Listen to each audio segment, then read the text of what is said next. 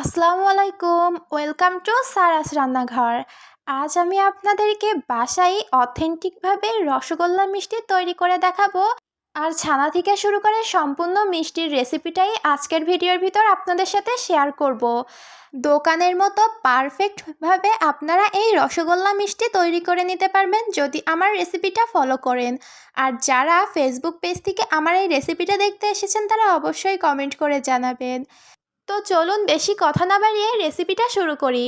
এখন একটা হাঁড়িতে 1 লিটার লিকুইড গরুর দুধ নিয়ে নিচ্ছি। আর ছানা তৈরির ক্ষেত্রে খেয়াল রাখবেন, ডিপ ফ্রিজের দুধ দিয়ে কিন্তু ছানা তৈরি করা যাবে না। হয় নর্মাল ফ্রিজের দুধ, না হলে নর্মাল যে গরুর দুধগুলো সেগুলো দিয়েই তৈরি করবেন। ডিপ ফ্রিজের দুধ দিলে কিন্তু ছানাটা ভালো হবে না। এখন দুধে বলক ওঠা পর্যন্ত অপেক্ষা করব। আর যখনই দেখবেন মাঝখান বরাবর বলক উঠছে তখনই চুলাটা বন্ধ করে দুধটা একটা সাইডে সরিয়ে রাখবেন। এখন একটা বাটিতে 1/4 কাপ পানি দিয়ে দিচ্ছি 2 টেবিল চামচ সাদা ভিনেগার। ভিনেগার দিয়ে পানিটা ভালোভাবে মিশিয়ে এখন এই পানিটা দুধের ভিতরে দিব। আর একবারে দিবেন না, অল্প অল্প করে দিয়ে দিবেন। আর দেওয়ার সাথে সাথেই দেখবেন যে দুধটা কেটে গেছে, মানে দুধ থেকে ছানাটা আলাদা হয়ে গেছে। এখন একটা জর্জেটের কাপড় নিয়ে নিয়েছি আর এখানে আমি ছানাটা আলাদা করে নিব। দেখতেই পাচ্ছেন ছানাটা দুধ থেকে আলাদা হয়ে গেছে। আর আমি এখন এই ছানাটা একটু পানি দিয়ে ধুয়ে নিব। হালকা করে আমি ছানাটা ধুয়ে নিচ্ছি পানিতে। বেশি চেপে চেপে ধুবেন না, হালকা একটু নরম হাতে ধুয়ে নেবেন। আর এভাবে করে পানিটা ছেঁকে ফেলে দিবেন, উপর দিয়ে এভাবে চাপ দিয়ে ফেলে দিতে হবে। আর এটা আমি এক সাইডে ঝুলিয়ে রাখবো, কিছু সময় পরপর চেপে পানিটা বের করে দিবেন। আর আমার কিন্তু ছানাটা এখন তৈরি হয়ে গেছে, আপনারা দেখতেই পাচ্ছেন ছানাটা কত পারফেক্টভাবে তৈরি হয়েছে। এই ছানাটা একটা সাইডে আমি সরিয়ে রেখে এখন শিরাটার জন্য পানি নিয়ে নিচ্ছি। আমি এখানে 6 কাপ নর্মাল টেম্পারেচারের পানি নিয়ে নিব।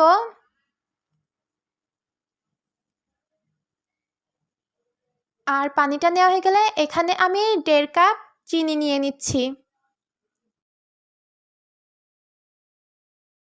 এখন ফ্লেভারের জন্য দিয়ে দিচ্ছি 3-4টা এলাচ ফল।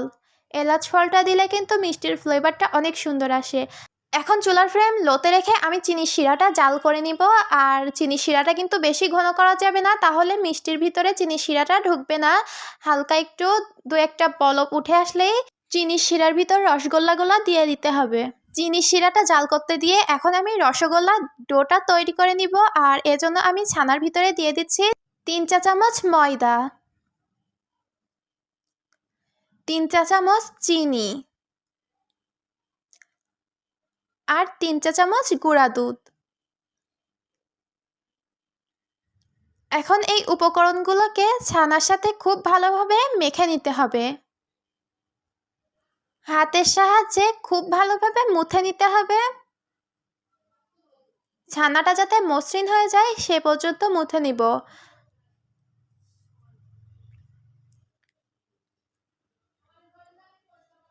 আর এখানে আমি আরেকটা জিনিস দিব, সেটা হচ্ছে সুজি। 3 চা চামচ সুজি দিয়ে নিতে হবে।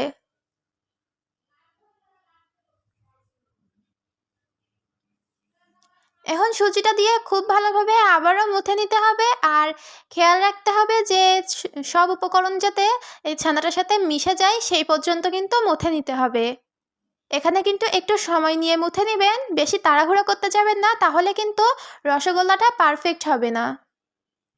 আমরা যদি দোকান থেকে রসগোল্লা কিনে খাই তার ভিতরে কিন্তু অনেক ভেজাল থাকে। আর বাসায় যদি এভাবে অথেন্টিক উপায়ে তৈরি করে নেওয়া যায় তাহলে কিন্তু আমরা ভেজাল ছাড়াই রসগোল্লা খেতে পারবো। আপনারা কিন্তু একটু হাত দিয়ে পিষে দেখে নেবেন যে সব উপকরণগুলো ভালোভাবে মিশেছে কি না। এভাবে মুথে নিতে নিতে যখন দেখবেন যে সবগুলো উপকরণ ছানার সাথে একেবারে পারফেক্টভাবে মিশে গেছে আর ছানাটা অনেক নরম হয়েছে, তখন কিন্তু আমরা এখানে একটা জিনিস অ্যাড করব, সেটা হচ্ছে ঘি। এখানে ঘিটা দিয়ে হালকা একটু ছানার সাথে মেখে নিব। বেশি আর মোথা লাগবে না, যেহেতু ছানাটা তৈরি হয়ে গেছে। এখন হালকা একটু ঘি দিয়ে মুথে নিতে হবে। রসগোল্লার জন্য কিন্তু এখন ডোটা পুরো তৈরি হয়ে গেছে। এখন শুধু গোল গোল করে রসগোল্লা সাইজে কেটে নিতে হবে। আপনারা আপনাদের পছন্দ মতো সাইজে কেটে নেবেন। আমি এখানে আমার পছন্দ মতো সাইজে করে নিচ্ছি। আপনারা চাইলে আরও একটু বড় করতে পারেন। আমি একটু মাঝারি বা একটু ছোট করে নিচ্ছি। আপনারা আপনাদের সুবিধা মতো গোল গোল করে নেবেন। আর এরকম একটা প্লেটের উপরে করে করবেন, তাহলে পারফেক্টভাবে গোল হবে। প্রথম যখন রসগোল্লাটা গোল হতে যাবে না, তখন হাত দিয়ে আবারও এভাবে করে মুথে নিয়ে তারপরে গোল করার চেষ্টা করবেন। দেখবেন শেষে পারফেক্টভাবেই রসগোল্লা তৈরি হয়ে যাবে। আর আপনারা কিন্তু দেখতেই পাচ্ছেন আমার রসগোল্লাটা কত পারফেক্ট হয়েছে। কোনো ফাটা-চোটা দাগ নেই, কিছুই নেই, একদম পারফেক্ট গোল হয়েছে। এখন এগুলো আমি চিনি শিরার ভিতরে দিব। আর চিনি শিরাটা আমার আগেই পলপ চলে এসেছিল, তাই আমি চুলাটা একদম আস্তে দিয়ে এখন চিনির এই শিরার ভিতরে রসগোল্লাগুলো দিয়ে দিব আর ঢেকে রেখে দিব কিছু সময়। দেখেন 10 মিনিট পর আমি দেখাচ্ছি, আস্তে আস্তে কিন্তু হচ্ছে। আর একদম 30 মিনিট পর আমি আপনাদের দেখিয়ে দিচ্ছি।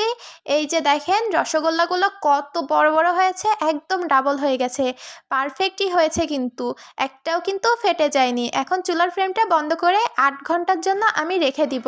আর অবশ্যই এটা যে পাত্রে তৈরি করবেন সেই পাত্রেই ঠান্ডা করে নেওয়ার চেষ্টা করবেন, তাহলে যে চুপসে যাবে না, একদম পারফেক্টভাবেই ফুলে থাকবে। দেখেন আমার রসগোল্লাগুলো কিন্তু একদম চুপসায়নি, যেরকম তৈরি করেছিলাম সেই রকমই আছে। অবশ্যই আপনারা আমার এই রেসিপিটা ফলো করবেন। আমি যেই পদ্ধতিগুলা ব্যবহার করেছি ঠিক সেই পদ্ধতিগুলো আপনারাও ব্যবহার করবেন, তাহলেই আমার মতো এরকম অথেন্টিক রসগোল্লা বাসায় তৈরি করে নিতে পারবেন। আর রসগোল্লাগুলো কিন্তু একদম একই রকমই থাকবে, চুপসাবেও না আর ফেটেও যাবে না। দেখতেই পাচ্ছেন ভিতরটা কত পারফেক্ট হয়েছে, মাশাআল্লাহ। আপনারাও কিন্তু ইনশাল্লাহ বাসায় এরকমভাবেই তৈরি করে নিতে পারেন যদি আমার রেসিপিটা ফলো করেন। আর আপনাদের যদি ভিডিওটা ভালো লাগে তাহলে অবশ্যই কমেন্ট করে জানাবেন আর ভিডিওতে একটা লাইক দিয়ে ভিডিওটি শেয়ার করে দিবেন। এই রকম পারফেক্ট আর সহজ রেসিপি পেতে অবশ্যই আমার চ্যানেলটিকে সাবস্ক্রাইব করে পাশে থাকবেন। আল্লাহ হাফেজ।